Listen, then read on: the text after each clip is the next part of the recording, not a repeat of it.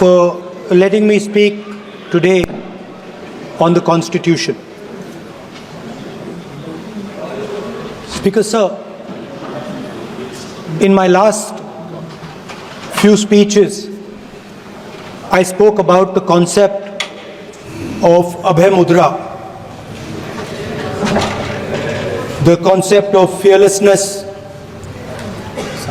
truth, and non-violence. And I showed the House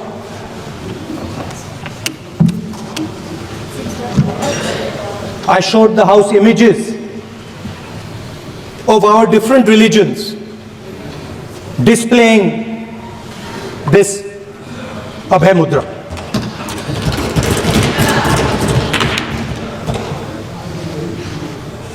People call the Constitution the longest written Constitution in the world. But the Constitution contains a set of ideas from one philosophy of our nation, one central philosophical set of ideas of our nation.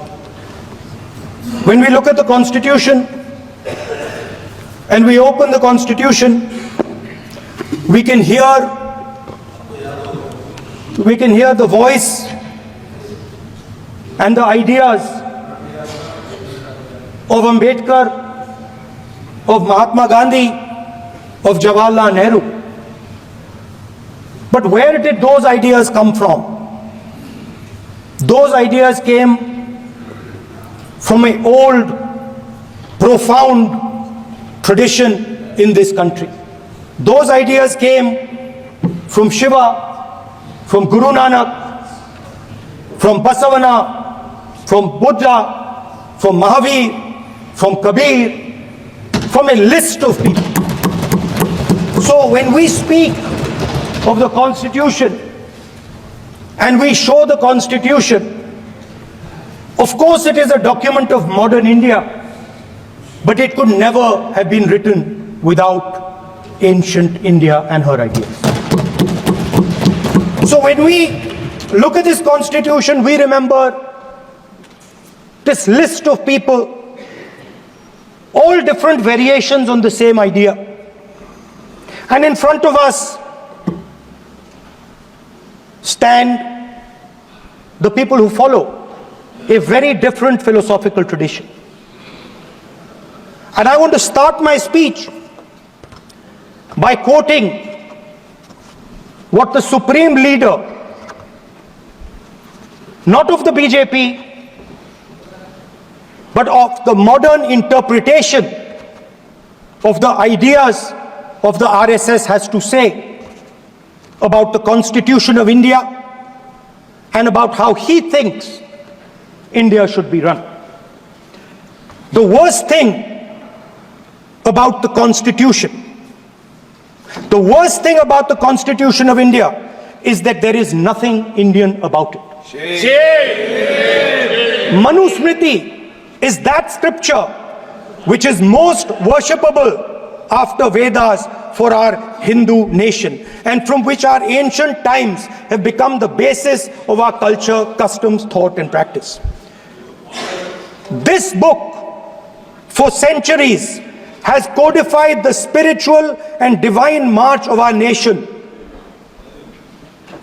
Today, Manusmriti is law. These are the words of Savarkar.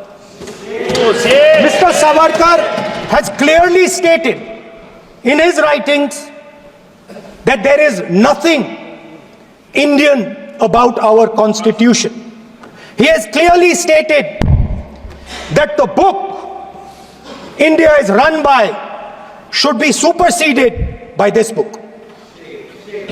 And this is what the fight is about. Now, it's nice that all of you are so-called defending the Constitution. But I want to ask you, do you stand by your leader's words? Do you support your leader's words? Because when you speak in parliament about protecting the constitution, you are ridiculing Savarkar. You are abusing Savarkar. You are defaming Savarkar. I'd like to quote also in Hindi. Bharat के संविधान के बारे में सबसे बुरी बात तो यह है कि इसमें कुछ भी भारतीय नहीं है। भारत के संविधान के बारे में सबसे बुरी बात तो यह है कि इसमें कुछ भी भारतीय नहीं है। यह आपके नेता ने कहा था, जिसकी आप पूजा करते हैं। स्पीकर साहब, I described in my first speech the idea of a battle taking place.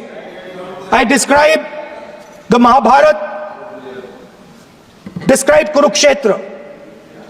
There is a battle taking place today in India. And on this side are the defenders of the idea of the Constitution. And from each state we have one. If you ask us Tamil Nadu, we will tell you Periyar. If you ask us Karnataka, we will say Basavana. If you ask us Maharashtra, we will say Phule ji, Ambedkar ji. If you ask us Gujarat, we will say Mahatma Gandhi. आप speaker को You praise these people. You praise these people hesitatingly because you have to. But the truth is that you want India to be run the way it used to be run. जैसे हिंदुस्तान पहले चलाया जाता था, वैसे ही आप हिंदुस्तान को चलाना चाहते हो। मैं बता रहा हूं, आ रहा हूं। पेशेंस रखिए थोड़ी, इतना एक्साइटमेंट नहीं होना चाहिए। स्पीकर सर, जब मैं छोटा था दिल्ली में, स्पीकर सर, दिल्ली के चारों ओर जंगल हुआ करता था। जो आज यहां रहते हैं उनको ताजुब होगा कि एम्स के बिल्कुल बगल में जंगल शुरू होता था। जहां रेलवे म्यूजियम है वहां पे जंगल शुरू होता था। वैसे ही जंगल में, दोनों नॉर्थ और साउथ, वैसे ही जंगल में हजारों साल पहले एक युवा, 6-7 साल का युवा, हर रोज सुबह उठ के 4 बजे उठ के, एक